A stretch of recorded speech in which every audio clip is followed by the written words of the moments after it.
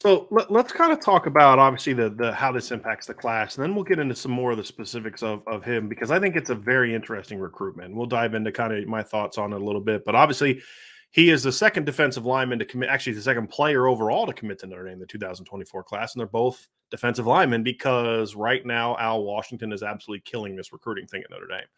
So that obviously, I mean, what is like 4 of the last 5 commits, I think, have been defensive linemen. I Yep. believe that's accurate, right? Because That is. you obviously have him. You had Devin Houston.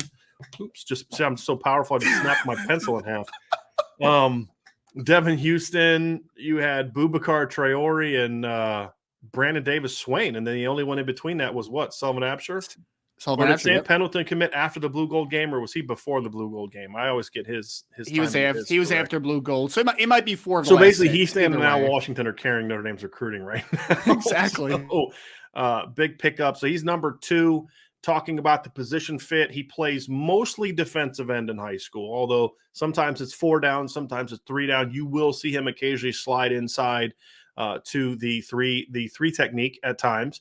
I think that is where you see him most comfortable. We'll do a film evaluation of him moving up as we kind of go into the show here too, Ryan, where we'll dive into the film. But Notre Dame views him as more of a nose guard potentially down the road. I think when you look at him right now, he's 6'3", 270 is what he's listed as right now. He was listed at 250 in the fall. He's a big kid. You can see this, the big upper body, big lower body. Stout kid through the core, Ryan, but there's still a lot of room, I think, for him to continue filling out and growing. You see his dad is huge. Yes. Somebody had mentioned, like, is this kid short? Because he looks short in the photos, and then you realize his dad's 6'6".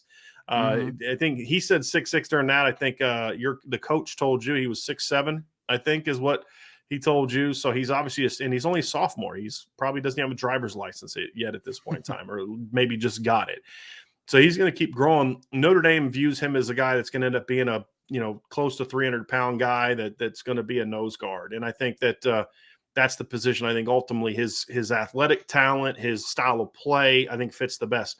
Can play some 3, but also a guy that I see as a nose. And I think when you project him there, Ryan, I think that look to me, it looks like a better fit because my first thought was, well, hope they're not recruiting him as an end because I just don't see the same level of upside with him as an edge player. They don't see him as an edge. They see him as a pure interior guy, but a guy that's very, very disruptive. And I think when you look at if that's where he projects, I think it makes me like this pickup even more because that's a position that Notre Dame needs to continue to stock. Right. And as we said, when we talked about this last week and earlier, but Justin Scott, a kid who's from Illinois, who's in the 2024 class, 6'5", 310-pound kid, highly ranked guy. You think, well, he's a nose, but Notre Dame keeps telling him 3 technique. And we talked about this when we broke him down last week. He's a pretty athletic kid. He's not your typical 310-pounder. So that's part of the reason why this is a kid that they're going to take now. But I think this obviously fills a need because you've got Donovan Heinisch, who's an undersized athletic kid. Then you get Devin Houston, who we love him as a nose prospect. Well, then you complement Devin Houston with a kid who's going to be a high motor, high effort, strong, powerful kid. It's a really nice combination, and you now have sort of solidified your nose tackle depth chart moving forward. And if he grows the way that Notre Dame thinks he's going to grow, it only adds more to it because, again, he's as big now as Donovan Heinisch was when he was a senior. Right. And that's a big thing is because I'm not someone who believes you need like the 320, 330 pounders that Georgia has. It's a different defense. But I also don't want to be going out there with a bunch of 275 pounders all the time at nose guard as well. And obviously Devin Houston is much bigger, is going to be a 300-pound kid. I think Owen Wafle is going to be a 300-pound kid. So you're starting to see Notre Dame really up their girth inside at nose, but also not sacrificing penetration and disruption ability for that size. And that's the tricky part for Notre Dame when it comes to landing nose guards that fit that defense. Yeah, no, it's a great note. And I actually like the note too about his dad. Not only is he a massive guy, he's also a Duke grad, right? So obviously the academics are very important to the Wafle family, to say the least. So I love Owen's fit into the defense as a nose. Like you said, right now he's 6'2" and some change, 275 pounds is what his coach told me. And we got to remember, again, he's only a sophomore. This kid's going to be 295, 300 pounds when it's all said and done. Maybe even before he gets to Notre Dame, he might be over 290 pounds. It's very possible. So I know we're going to dive into the film a little more, Brian, but like some of my favorite parts, and I agree with you, to the defensive end portion of this conversation, just not a really flexible guy. He's more of a linear Right. guy, right? But he's explosive linearly for his size. I mean, when I was talking to the coach said, coach also coaches track and field at the school. And he says, most of the time Wafle's over with the sprinters or the hurdlers doing like their drills and not really working on the throwing portion, although he is a shot putter for the team. So kid's a very explosive player in a straight line, which at that nose position, being a penetration style nose, I think that really fits into how they see him and the role in the defense that they need. Yeah, and I think that's going to be the interesting piece, Ryan, for me, is how does that part of his game grow? Because again, he is a younger kid, and he's either going to grow and get tighter, or he's going to grow and get more explosive, right? And when you watch him, he puts a lot of film out in regards to him working on like hurdles, like you talk about the hurdles, right? He's working on jumping over them, doing like lateral things, like so. Doing footwork drills, so he clearly is trying to put in the work to improve like flexibility. Yeah, right. exactly. And because that's a thing where, you're going to continue to improve and grow. But again, as a nose, those things aren't quite as, if we're being honest, those things aren't quite as important. Those are things that I think hurt him if you're talking about him trying to grow into an edge or a Jason Adamiola type of 3 technique. But that's not his game. That's not what you're recruiting him to do. He is a bull. And I think that those things don't quite matter as much if you're playing that position. So I think that's the thing too. It's how you evaluate him is gonna be determined by what position do you see him playing. If you don't think he can get the size to be a nose, then you're gonna ding him a little bit. He's not gonna be a 12 tackle for loss guy as 3 technique, and he's not a big end. If you're someone who thinks he can be a nose, then I think that raises his value and his ability to be a really good part of this class. So I think that factor, that fit really matters for him more. Like with Brandon Davis Swain, was like, is he a big end? Is he a 3 technique? Don't care. I think he projects to both. I think with Owen, I do think there's a little bit more of a more narrow projection, 3 technique as a run defender only, but nose is where he could really have an impact, in my opinion, Ryan. Yeah, no, I agree completely. And one thing that I really loved about the conversation with his coach, Coach Davis, Brian, was the fact that he called him an anomaly. And again, this is a school that has had good success producing talents. And basically saying that, like, this kid's a rare player, man. Like, I don't get these kids every year. I mean, not even just from the talent level perspective of what they traditionally get at the Hunt School. He talked all about his work ethic. He said an elite athlete who is an elite worker. And that's something that really kind of stood with me when evaluating, because when you watch his film, which I know, again, we're going to get into, kid's an Energizer Bunny, man. Like, he has an incredible motor. I mean, the first clip that we're going to show you is him playing fullback, and again, playing at the Hunt School, which is a good school here in New Jersey, and being the player that he is already as a sophomore and being a starter on the defensive line, also playing fullback, also playing some tight end.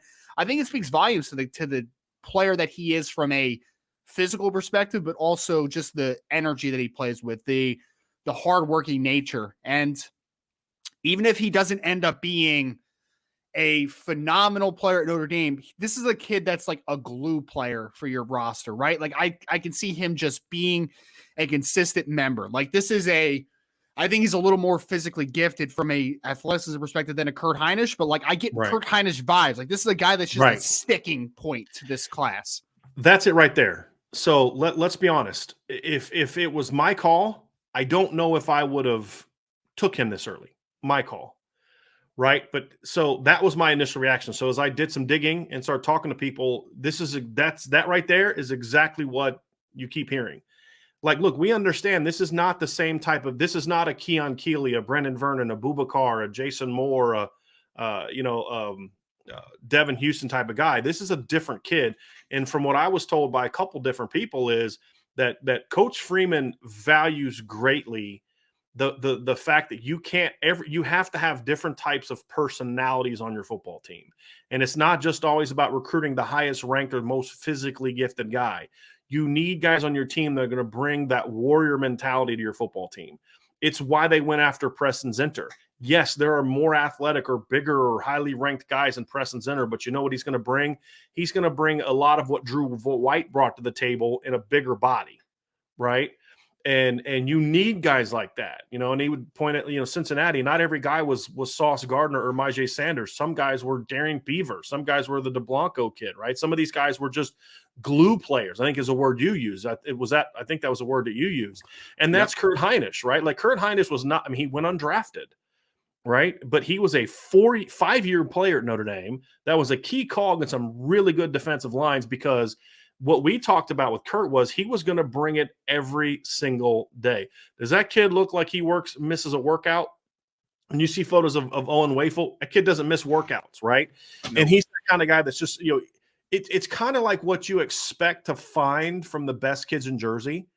It's like they're going to have a little bit of a chip on their shoulder, a little bit of, I don't know if chip on their shoulders, a little bit of an edge to them, right? Like you're going to get kids that are going to be high motor, hardworking. That's kind of what you expect to find from a kid like this from the state of New Jersey. We're relentless. We're relentless in Jersey. Word. And that's something Marcus Freeman wants. And I know you're being funny, but it's also very apropos because, again, one of the best teams I ever coached on, over half our roster was filled with Jersey kids. And, that's just, you expect certain things from them. And I think Marcus Freeman is very intentional about finding kids like this. So even though when I went into the conversation, I was like, yeah, you're going to have to convince me of this one because I'm not seeing it. Because like that's the thing is like we may love a coach or what they're doing, but we're not just going to praise every decision they make, right? I mean, that's not what we do. And if it was up to me, I don't think I would have taken him right now.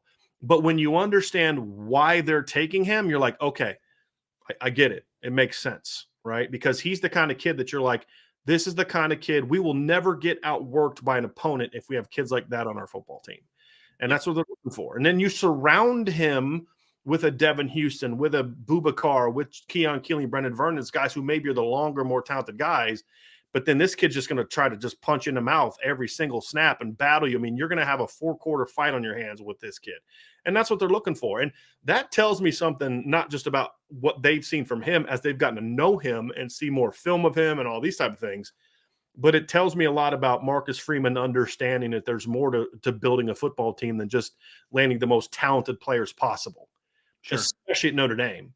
And that also told me a lot. So I think this pickup right now, because it's not a panic move, they're absolutely killing defensive line recruiting right now. Right. There's a reason they took this, and it's either A, a misevaluation, or B, they see something that this kid brings that they want more of on their football team beyond just being, talented. And in my opinion, after talking to them, it's the latter, not the former. Because my concern was, why are you taking this kid early? You hear that, and then you see it. And then the other part too is, Ryan, there's some people that have kind of been like, hey, why are you taking this kid early? And I think that just speaks volumes to where Notre Dame's defensive line recruiting is. This is a top 250 football player. Top 200 by a couple. Yeah. And we're like, dude, should you really take this guy that early? I mean, it just speaks volumes to the way that Al Washington and Marcus Freeman and now Al Golden are combining. Because what I was told is Al Washington is the primary recruiter, but Al Golden was very involved in this one as well. Being a Jersey guy, was very involved with this one as well. So I think when you hear that explanation, Ryan, it makes a lot of sense why Notre Dame not only took him, but pushed to get him this early in the class. Because and I think that when you look at an Owen Wafle, although he has a top 200 caliber billing as a recruit, I feel like he's a player that a lot of people are just going to kind of overlook a little bit in the process. And I wouldn't be shocked if we're looking down the line. This kid was a player that played at Notre Dame for 5 years, similarly to a guy like a Kurt Hinish, and was just a really solid player in whatever capacity he is. This is, again, I don't want to paint a guy as a glue player, because usually there's a little bit of a underrated connotation for that. And he's a top 200 player. So like, it's not like he's just scraps here. He's the kind of glue kid that a team that's trying to win a championship should do. Not a team that's trying to be top 10 like Notre Dame has been in the past. This is be top 10, this would be good enough. We can't. But when you're a team like you're trying to beat the Bamas and the Georgias and the Clemsons, this needs to be your glue guy. This level of player needs to be your glue guy. So I think it's okay to say that, Ryan, because we're talking about you're trying to raise the bar, right? And when you look at a kid like this, you're like, because it does bring value, right? I think that glue part is important because, again, if you don't have that, the whole thing falls apart, right? Absolutely. And that's the whole point. I mean, a guy that I think of similarly like that, and maybe this is a comp, maybe it's not, I don't know, but Derek Landry was kind of a glue guy, but he ended up being a really good player for Notre Dame his last couple years, but like that's what he was. Like, I don't think he was that highly recruited of a player, Derek Landry, and he turned himself into a Yeah. great football player. Like Yeah. that's just what Undersized, right? exactly. Exactly. And who knows how big this kid is going to be. Again, 275 right now. His father's 6'7". He's a shade under 6'3". Maybe he's a guy that ends his high school career. He's a 6'4" kid and the one thing that his coach said that I'm looking forward to kind of getting a real measurement on someday, Brian, but he said that he has insane length for a guy that is his height. I don't know how true that is. It could be coach talk. It could not it doesn't be, really like he has good, solid length, and we'll show this on film, sure. but it doesn't look like he has that elite length like we've seen some of these other guys have had.